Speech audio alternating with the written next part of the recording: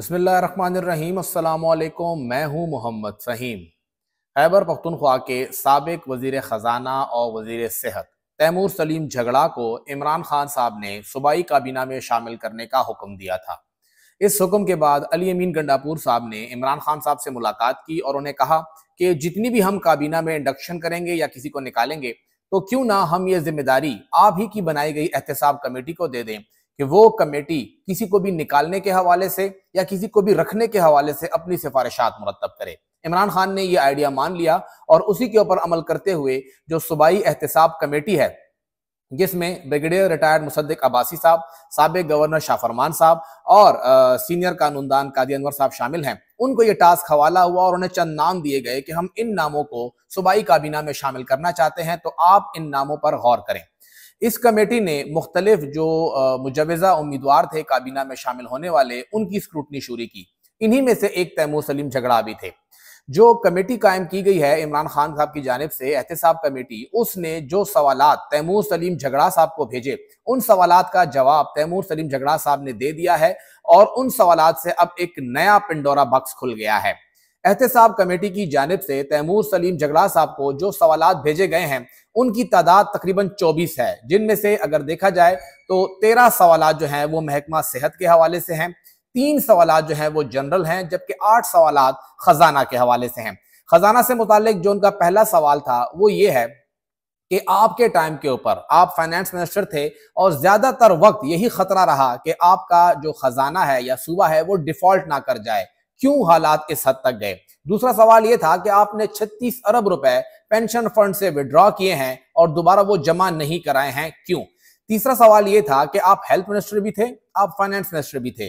Finance minister होते हुए health की जितनी भी समरियां आती थी वो आप ही के पास, आपके डिपार्टमेंट आती थी, तो ये कॉन्फ्लिक्ट इंटरेस्ट तो नहीं हुआ। आप इसका जवाब दीजिए। आपने जितना भी स्टाफ भर्ती किया था वो आपके जाने के बाद वापस चला गया, तो क्या ये लंबे वक्त के लिए या लॉन्ग टर्म फैसला नहीं था।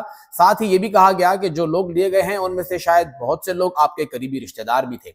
पांचवा सवाल ये था कि आपके टाइम के ऊपर खजाना के अंदर, महकमा खजाना जो था वो बहुत बड़े लेवल पे कर्ज के अंदर डूब गया, क्यों। आपने क्या इकदामात किए प्लानिंग को बेहतर करने के लिए। बैंक ऑफ खैबर के अंदर जो लोगों को कर्ज दिया गया है उसके अंदर जो 2-3 उन्होंने नाम लिए मुख्तलिफ इदारों के, वो थोड़ा फ्रॉड है उसके अंदर, तो उसके ऊपर आपका क्या टेक है, आप अपने कमेंट्स दें। मोहतरम गुलरेज साहब, नाम तो गुलरेज लिखा हुआ था लेकिन गुलफराज था, गुलरेज को वो managing director bank of Khyber लगाया गया। आपने उसकी भर्ती के लिए जो वज़ा करदा तरीकाकार है उसकी खिलाफ वर्जी की है और उसके हवाले से एंटी करप्शन में इंक्वायरी भी चल रही है। आठवां सवाल यह था कि आप फाइनेंस के अंदर थे, लॉन्ग टर्म की क्या प्लानिंग थी, क्योंकि आपके वक्त के अंदर जो थ्रो फॉरवर्ड था, बहुत ज्यादा मंसूरे थे, वो डेड प्रोजेक्ट्स थे, वो चल भी नहीं रहे थे, तो वो बहुत ज्यादा थ्रो फॉरवर्ड चला गया। आप जवाब दीजिए क्यों। ये 8 सवाल फाइनेंस के हवाले से थे। हेल्थ से मुतालिक जो 13 सवाल थे, पहला यह था कि जिन अस्पतालों को सेहत कार्ड में डाला गया था उनकी तरफ से उनकी फैसिलिटी या उनका लेवल वो नहीं था जो कि रिक्वायर्ड था। साथ ही साथ आपके टाइम के ऊपर जो सेहत कार्ड का खर्चा था वो 3.5 अरब रुपए था, जो कि अब 2.25 अरब है, क्यों। आपके टाइम पे इतना खर्चा क्यों हुआ। फुल बॉडी स्कैनर समेत कुछ मशीनों की रिक्वायरमेंट की गई थी, उनको खरीदा गया था, उससे मुतालिक नैब में इंक्वायरी चल रही है और कमीशन के बारे में कहा जा रहा है कि जी इसको जो है उस तरह से लिया नहीं गया था। उसके ऊपर आप अपना जवाब दीजिए। कोविड-19 से मुतालिक जितना सामान खरीदा गया वो मार्केट से महंगा खरीदा गया और साथ ही साथ ये भी कहा गया कि वो इस्तेमाल नहीं हुआ, कराची में पड़ा रहा और कुछ यूएन ने आपको कंट्रासेप्टिव जो थे वो वो किए थे आपको, उन्होंने दिए थे आपको, वो अपने डोनेट किए थे, वो अब तक आपने इस्तेमाल नहीं किए, वहीं पे पड़े पड़े खराब हो गए। आपके दौर में ये सब कुछ क्यों हुआ, इसका आप जस्टिफिकेशन दीजिए, इतना खर्चा क्यों हुआ। आपका एक इदारे के साथ बताया जा रहा है कि आपकी एफिलिएशन है या नहीं, आप हमें उसका जवाब दीजिए। साथ ही साथ ये कहा गया कि ह्यूमन कैपिटल इन्वेस्टमेंट एक प्रोजेक्ट है, उसके एमडी जो थे उनको लगाया गया और वो प्रोजेक्ट नाकाम हो गया, क्यों। आपने उसको क्यों लगाया। साथ ही साथ आपने कोई एमआरआई मशीन को 5 एमआरआई मशीन थी उसको आउटसोर्स किया, अस्पतालों को आउटसोर्स किया, हेल्थ फाउंडेशन के क्यों आपने किया और कहां से ये प्रपोजल आया कि आपने सरकार के इदारे जो थे वो प्राइवेट इदारों के सुपुर्द कर दिए हैं। जो मुख्तलिफ अस्पतालों की रीवैम्पिंग थी नॉन टीचिंग डीएचक्यूज की, उसमें आपने इनलीगल पेमेंट की है। आपके इदारे ने, आपके महकमा सेहत ने बगैर काम हुए पेमेंट कर दी, क्यों, इसका भी आप जवाब दीजिए। कहीं कहा गया कि साबिक सेक्रेटरी हेल्थ के साथ मिलकर 50-50 पार्टनरशिप पे आपने एक कंपनी स्टैब्लिश की है, उसके बारे में भी अपने जवाब दीजिए। ये एलिज्ड है, इल्जाम है, आपकी क्या सफाई है। नवा सवाल यह था कि बहुत से प्रोजेक्ट जो कि शुरू किए गए ई ट्रांसफर और ई पोस्टिंग समेत, वो इसलिए नाकाम हुए क्योंकि आपने ये प्रोजेक्ट प्राइवेट लोगों के साथ मिलकर शुरू किए और फिर वो नाकाम हो गए। हेल्थ के अपने लोग इसमें शामिल ही नहीं थे। तो इस पे जवाब दीजिए कि आपने आखिर क्यों ये मामला इस हद तक लेके गए, क्यों ये मामला जो था वो प्राइवेट लोगों के जरिए कराया गया। साथ ही साथ कहा गया कि आपके टेन्योर में पोलियो के केसेस बढ़े, 2020 में 20, 2022 में 22 केसेस सामने आए। इतनी बड़ी तादाद में पोलियो केसेस आपके टाइम पे सामने आए, आप कहां पे थे, आप इसमें कितने जिम्मेदार हैं या आपने क्या किरदार अदा किया।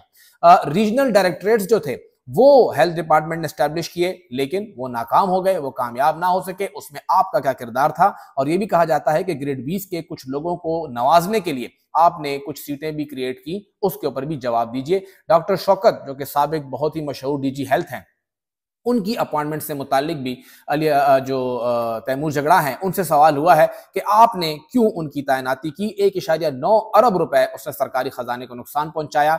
आप अपना कमेंट कीजिए। और कहा जा रहा है कि जी उनकी तैनाती में कुछ ना कुछ पैसे भी चले हैं। कोविड-19 में जो वेंटिलेटर्स थे वो खरीदे गए और बाकी चीजें खरीदी गई, वो सब हायर रेट्स पे खरीदी गई हैं। आप अपना जवाब जमा कराइए।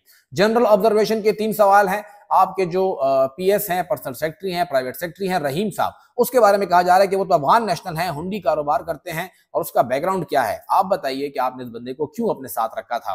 डॉक्टर हफीज साहब के बारे में कहा जा रहा है वो डीएचक्यू वजीरिस्तान थे, नॉर्थ वजीरिस्तान थे। उन्होंने आपके लिए कोई 92 लाख रुपए की गाड़ी परचेज की, फॉर्च्यूनर थी, उसका जवाब दीजिए जो कि आपके प्राइवेट सेक्रेटरी के हवाले की गई। उसके बारे में आप क्या कहना चाहेंगे। और ये टॉक ऑफ द टाउन था, हर बंदा जबान ज़द-ए-आम था कि आपके टाइम के ऊपर फाइनेंस डिपार्टमेंट जो है वो 6% कमीशन लेता था किसी भी किस्म की रिलीज के ऊपर, और आप वहां पर मौजूद थे, आपके पास पीएनडी भी था, आप सब कुछ देख रहे थे और आपके दफ्तर को ये कमीशन पहुंचता था।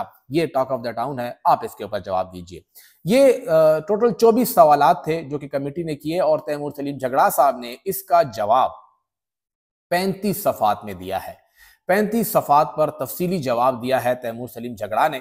और अगर तैमूर सलीम झगड़ा के 35 सफ़ात को देखा जाए तो पहले 5-6 सफ़ों में उन्होंने इसका क्रक्स दिया है और उसके अंदर उन्होंने शुरू किया है।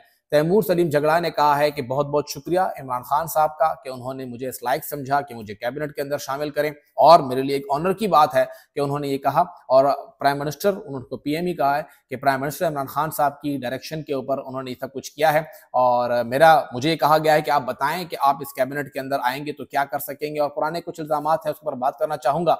मुझे कोई शौक नहीं है कैबिनेट के अंदर आने का, ये उन्होंने वादे तौर पर कहा कि मुझे कोई इंटरेस्ट नहीं है, लेकिन मुझे तो इमरान खान ने कहा है तो जो वो कहेगा मैं वो करूंगा।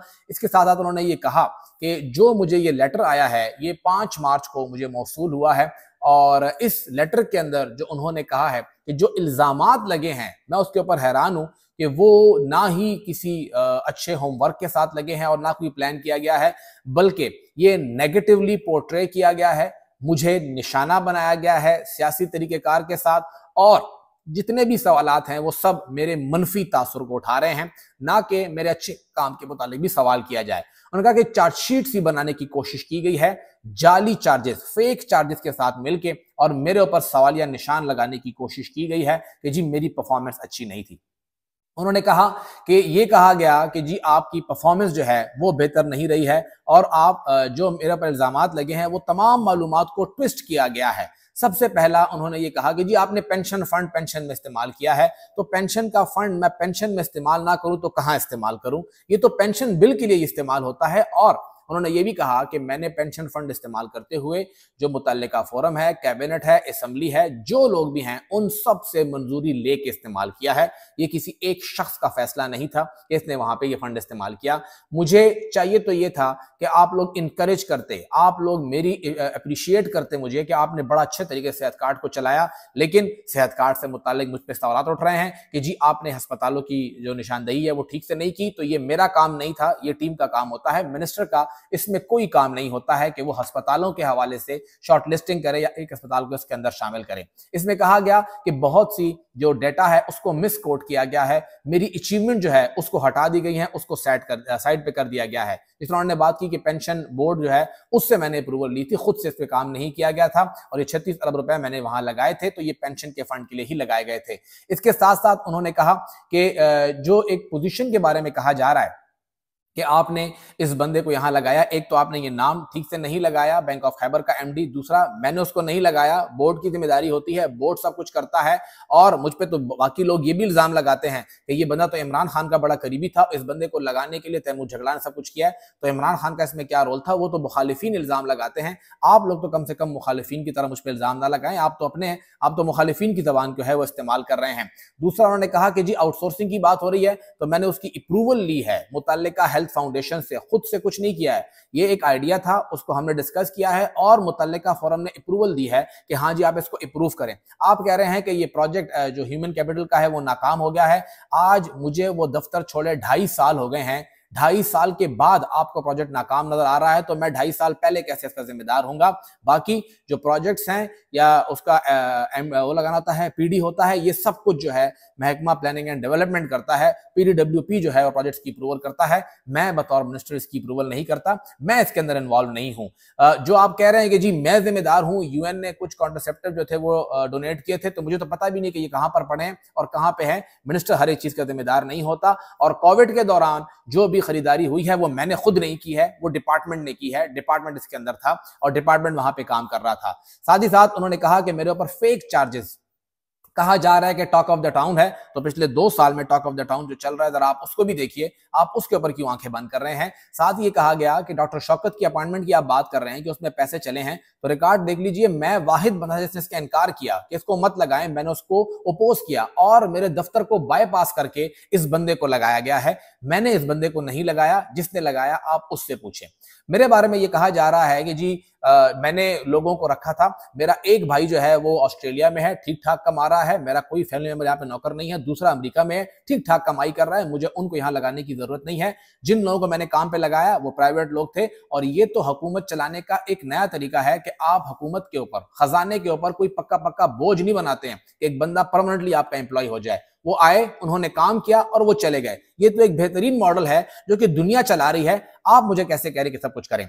दूसरा आपने कहा कि जी मेरे टाइम के ऊपर थ्रो फॉरवर्ड बहुत ज्यादा बढ़ गया है। मैं फाइनेंस का मिनिस्टर हूं, आपके साथ कमेटी के अंदर एक साबिका कैबिनेट मेंबर बैठे हैं, आप उन्हीं से पूछ लीजिए। फाइनेंस का इसमें कोई काम नहीं होता, ये काम होता है पीएनडी का। मुझे अपने टेन्योर में थोड़े टाइम के लिए पीएनडी का पोर्टफोलियो मिला और मैंने 200 अरब तक जो थ्रो फॉरवर्ड था उसको कंट्रोल करके कम किया है, वो भी सिर्फ 1 साल के अंदर किया है। मुझे और काम नहीं मिला, मेरा काम थ्रो फॉरवर्ड के साथ नहीं था। साथ ही साथ वो कह रहे हैं, आपने पोलियो की बात की कि 2020 में 20 केसेस थे, 2022 में 22 केसेस थे, 2021 क्यों भूल गए? 2021 में तो एक केस भी नहीं था। अव्वल तो मेरा कोई पोलियो केस से काम था ही नहीं, मेरा काम तो अलग से था। लेकिन चले अगर मेरा काम था भी तो फिर आप मुझे 2021 का क्रेडिट क्यों नहीं दे रहे हैं कि जी उस दौरान कोई केस नहीं आया, 2024 में हाईएस्ट केसेस आए हैं। तो इस तरह से फिर मेरा सबसे बेहतरीन टेन्योर रहा है। और ये भी उन्होंने कहा कि जब 2020 में 20 केस आए, 2022 में 22 केस आए, तो जब मैं यहाँ पे वजीर सेहत था तो मुल्क का वजीर आज़म इमरान खान था, तो क्या आप उसको अब जिम्मेदार ठहराएंगे?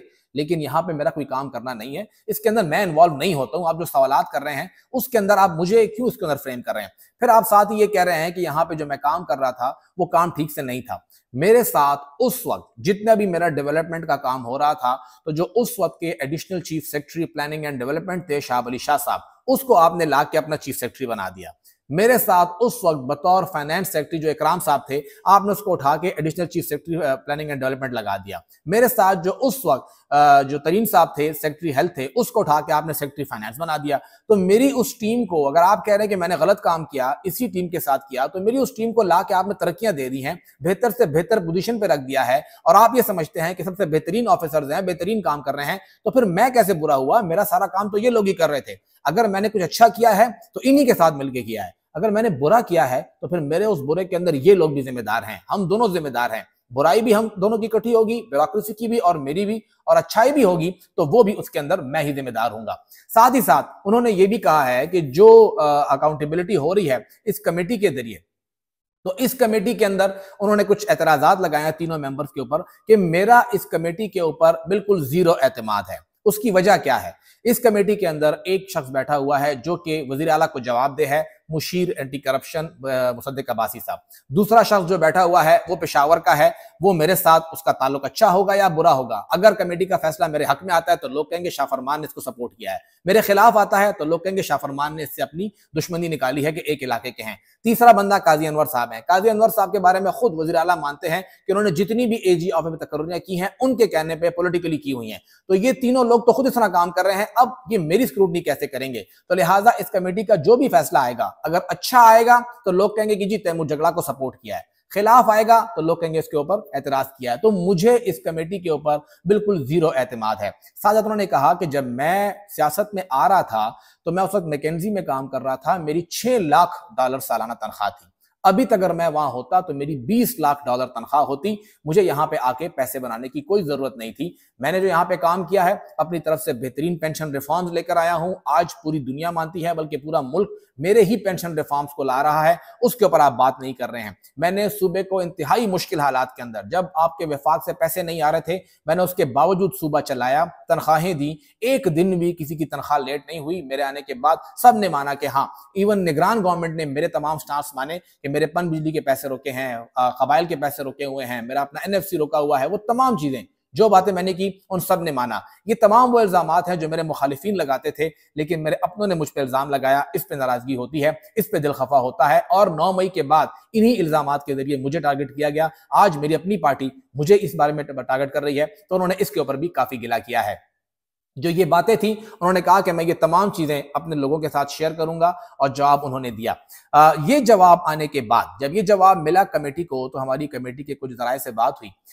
जो इंटरनल अकाउंटेबिलिटी कमेटी है, उनका ये कहना है कि तैमूर जगड़ा ने तो हमारे ऊपर अब जीरो कॉन्फिडेंस शो कर दिया है, लिहाजा हम अपनी इंक्वायरी यहीं पे रोकते हैं, हम कोई और काम नहीं करेंगे। बस हमारा काम दिया था उतना हो गया। जब हम पे एक बार ट्रस्ट ही नहीं कर रहा तो हम इंक्वायरी कैसे बढ़ाएं? और हमारी इतलात ये है कि कमेटी इमरान खान साहब को खत लिख चुकी है, और उन्हें कह दिया गया है कि जी अब हमारे पर ये शख्स जो है वो एतमाद नहीं कर रहा है, तो इसकी स्क्रूटनी हम नहीं कर सकते हैं, क्योंकि इन्होंने हमारे ऊपर उंगली उठाई है, तो हम इसकी स्क्रूटनी नहीं कर रहे हैं। आप जाने और आपका काम जाने। और मामला वहीं पर रोक दिया है कमेटी ने। कमेटी इसके ऊपर और काम नहीं कर रही है। ये पूरा मामला दरअसल अली अमीन साहब और तैमूर झगड़ा का जो एक टसल है, वो 1 साल पहले से है। जब पहली मर्तबा हुकूमत बनी और कैबिनेट बन रही थी, तो तब तैमूर झगड़ा का नाम अप्रूव हुआ था, लेकिन तैमूर झगड़ा साहब को नहीं लिया गया, मुजम्मिल साहब को लिया गया। और तब से लेके अब तक अली अमीन साहब तैमूर झगड़ा को कैबिनेट में शामिल होने नहीं दे रहे हैं, और कोशिश यही है कि वो कैबिनेट में शामिल ना हो। अब देखना यह है कि इन सब का जो कुछ इस सब के अंदर हुआ है, क्योंकि काफी झगड़ा जो है वो गर्म हो गया है। अली अमीन साहब और तैमूर झगड़ा साहब के दरमियान जो सियासी कमेटी है, वहां पर भी काफी गर्मा गर्मी हुई है, काफी तू मैं हुई है। सवाल उठाया है इस जवाब के अंदर तैमूर झगड़ा साहब ने भी कि जी अगर मुझे कहा जा रहा है कि आपने सब कुछ किया है, तो बताएं अली अमीन साहब के तो कुल एसेट 10 करोड़ हैं, उन्होंने कैसे 70 या 75 करोड़ रुपए पार्टी के ऊपर खर्च कर दिए? कहां से 75 करोड़ रुपए लेकर आए? वो भी फिर जवाब दें, सब के सब जवाब दें हैं। तो उसके ऊपर अली अमीन साहब काफी नाराज हुए हैं कि इन्होंने मुझ पर क्यों सवाल उठाया है। उन्होंने कहा मैं सवाल तो उठाऊंगा, जब मुझ पर सवाल उठेगा तो मैं सब पे सवाल उठाऊंगा, सब के सब जवाब दे हैं। ये तमाम एक पेंडोरा बॉक्स खुल गया है, एक अजीब सा माहौल बन गया है कि अब कौन कहां जिम्मेदार होगा। देखना यह है कि कमेटी के ऊपर कितनी जिम्मेदारी आती है, और कमेटी से बढ़ के इमरान खान साहब अब इस हवाले से क्या स्टांस लेते हैं।